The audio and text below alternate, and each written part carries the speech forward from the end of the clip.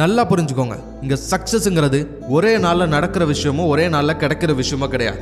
நான் ஒரு நாள் சந்தோஷமாக இருப்பேன், ஒரு நாள் நான் நிம்மதியாக இருப்பேன், ஒரு நாள் நான் நினச்ச லைஃப் ஸ்டைலை வாழ்வேன், ஒரு நாள் நான் நினச்ச வேலையில் இருப்பேன் அப்படின்னு ஏதோ ஒரு நாளுக்காக நீங்கள் வெயிட் பண்ணிக்கிட்டு இருக்காதீங்க. ஏன்னா சக்ஸஸ்ங்கிறது அந்த ஒரு நாள் இல்லை. Success is a process of making progress every day. அதாவது தினமும் நீங்கள் முன்னேறணும், தினமும் உங்களோட கோலை நோக்கி ஒரு அடி எடுத்து வைக்கிறோம். உங்களுக்குன்னு கொடுக்கப்பட்ட ஒவ்வொரு நாளையும் உங்களோட இலக்கு அடையிறதுக்கான முயற்சியை முழு மனசாக நீங்கள் கொடுத்துருக்கணும்.